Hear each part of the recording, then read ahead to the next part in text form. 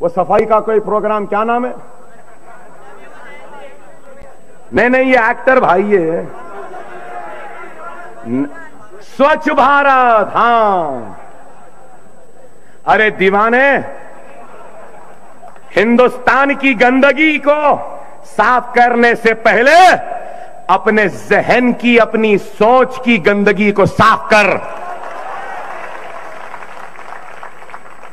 जहन गंदा, सोच गंदी, दिल गंदा, जबान गंदी, इरादे गंदे, और गंगा को साफ करने निकले।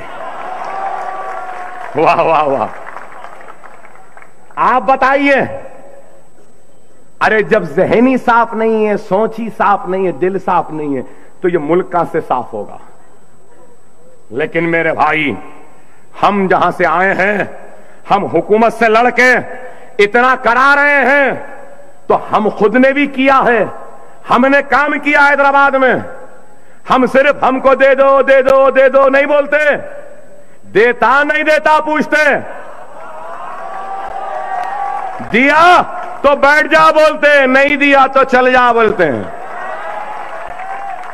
अरे ये मौक़िफ़ आपका है। हमारा खुद का मेडिकल कॉलेज है, इंजीनियरिंग कॉलेज है, एमबीए कॉलेज है, एमसीए कॉलेज है, आर्किटेक्चर कॉलेज है, हॉस्पिटल मैनेजमेंट कॉलेज है, नर्सिंग कॉलेज है, बीएससी नर्सिंग कॉलेज है, कॉलेज ऑफ एएनएम है, कॉलेज ऑफ नर्सिंग है, हमारे पास बी फार्मेसी कॉलेज है, डी फार्मेसी है, फार्मा डी कॉलेज है, और उसके बाद 2 बड़े बड़े दवाखाने हैं। एक दवाखाना 1800 बिस्तर का, दूसरा दवाखाना 2200 बिस्तर का दवाखाना है। यहां है आपके एमएलए साहब 5 बरस पहले 13 करोड़ के मालिक है बताए थे, 5 बरस में 37 करोड़ के मालिक है बताए परसों। क्या तेजी से पैसा बन रहा है, और गरीब तेजी से गरीब हो रहा है। हमारे दवाखाने में 10 रुपये में इलाज, 500 रुपये में डायलिसिस,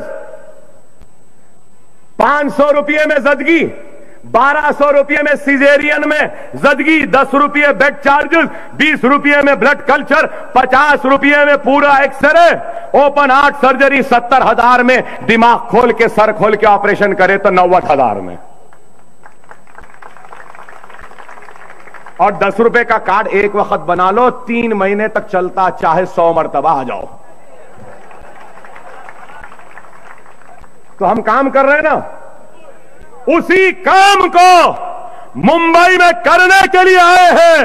मको का कानून को खत्म करने को आए हैं, बच्चों को छुड़ाने को आए हैं, 3000 को महाराष्ट्र के मुसलमानों को दिलाने आए हैं, गरीब बच्चियों के शादी के लिए पैसा दिलाने आए हैं, वक्फ बोर्ड के जायदादों को खाली कराने आए हैं।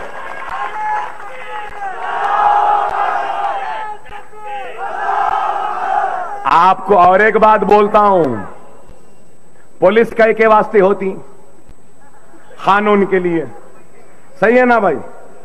पुलिस वाले खड़े हैं, कानून तोड़ा तो पकड़ने को, डाका डाला तो पकड़ने के लिए, चोरी करे तो पकड़ने के लिए, किसी के घर को कब्जा कर लिए, लैंड ग्रैब कर लिए तो भी पकड़ने के लिए पुलिस होती।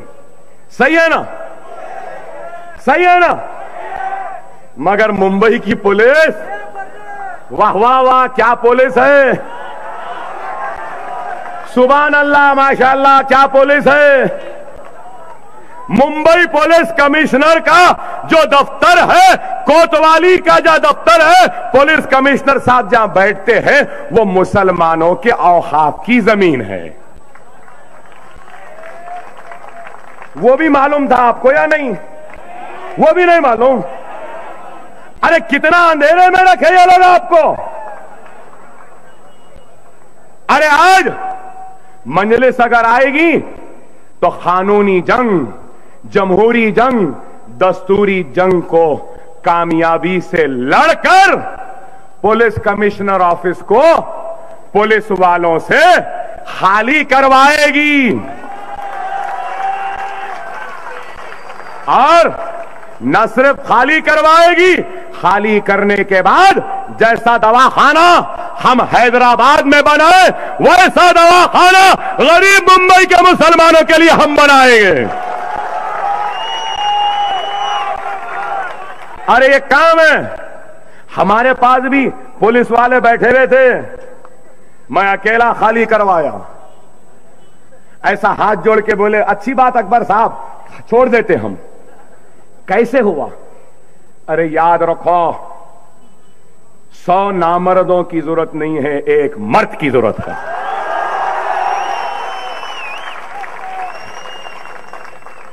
खुदा के लिए क्वांटिटी पे मत जाओ, क्वालिटी पे जाओ।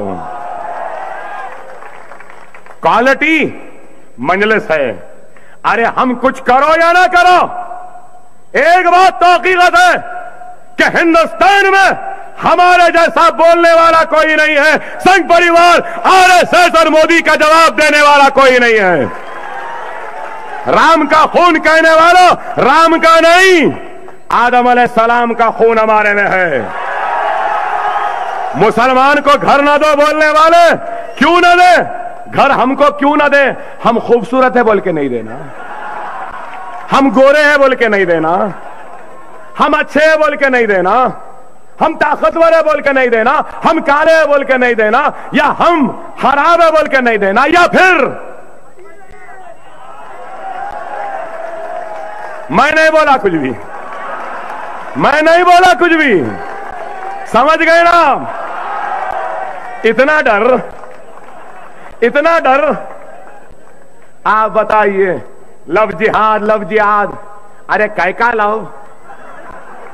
जिहाद मुकद्दस चीज, लव अलग है।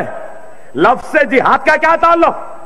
अच्छा हुआ योगी आदित्यनाथ, नरेंद्र मोदी, परवीन तोगाड़िया, तू इस अकबर के दौर में है।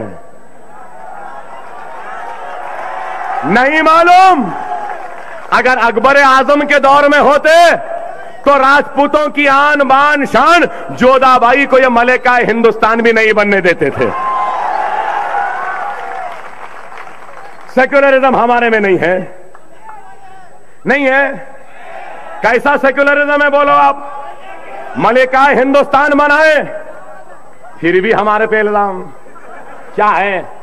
अरे मैं बहुत बोल सकता हूं, इतना बोलूंगा, इतना बोलूंगा, याद रख ऐ बीजेपी आरएसएस संघ परिवार वाला, तुम मेरे अल्फाज की आतिशनुमाई का मुकाबला नहीं कर सकोगे, पनाह मांगते फिरोगे। अब वो दिन गए जब तुम बोलते थे हम सुनते थे, अब दिन पलट गए हैं, हम बोलेंगे तुमको सुनना पड़ेगा। अभी तो शुरुआत हुई है बोलने की, इब्तिदाए इश्क है, आगे आगे देखो होता है क्या। हमको छेड़ो नहीं, याद रखो, हमको कोई छेड़ता है तो हम उसको छोड़ते भी नहीं हैं। ये सर अल्लाह के सामने झुकता है, ये हाथ अल्लाह से मांगते हैं, और जो सर अल्लाह की बारगाह में झुकता है, दुनिया की कोई ताकत उस सर को झुका नहीं सकती। हम तख्ते पर चढ़ जाएंगे, फांसी पे लटक जाएंगे, लेकिन खुदा की कसम ये गर्दन नहीं झुकेगी, क्योंकि ये गर्दन अकबर ओवैसी की नहीं, मुसलमानों की गर्दन है, आपके इज्जत की गर्दन है। और हमसे कहते हैं कि हिंदुस्तान छोड़ दे, छोड़ दे, क्यों छोड़े? ये मुल्क हमारा था, हमारा है, हमारा रहेगा। ताज की खूबसूरती हम मुसलमानों ने दी, कुतुब मीनार की बुलंदी हम मुसलमानों ने दी, लाल किले पर जो तिरंगा झंडा हमारे मुल्क का, आपका, मेरा तिरंगा लहराता है, वो किला भी हम मुसलमानों ने बनाया है। जरूरत नहीं है कहीं जाने की। जिस तरीके से एक हिंदू को अपने सर पे तिलक लगाने का आजादी है, सिख को पगड़ी बांधने की, तो मुसलमान को भी दाढ़ी छोड़ने पर कोई नहीं टोक सकता, ना सर पे टोपी पहनने पर। ये मुल्क हमारा था, हमारा है, हमारा रहेगा। इस मुल्क पर जितना नरेंद्र मोदी का हक है, उतना ही हक अकबर ओवैसी का भी है। बहरहाल मुनज़्ज़म रहिए, मुत्तहिद रहिए। 15 के दिन मजलिस का निशान पतंग है, पतंग पर मोहर लगाइए। बस जो कहना था मैं कह दिया, मैंने तो अपना हक अदा कर दिया। अब मुलाकात हो ना हो, जरूर मुलाकात मैदान हशर में होगी। आपका दामन पकड़ूंगा और अल्लाह के सामने कहूंगा कि मैं मुंबा देवी के मुसलमानों को बताया था, समझाया था, आपकी मर्जी, आपका हक। मगर एक बात जरूर कहूंगा, इतनी देर तकरीर करा, एक जोरदार नारा लगा दो मेरे भाई, एक जोरदार नारा लगा दो। नारे तकबीर, नारे तकबीर, नारे तकबीर। वाखिरुद्दान अल्हम्दुलिल्लाह रब्बिल आलमीन।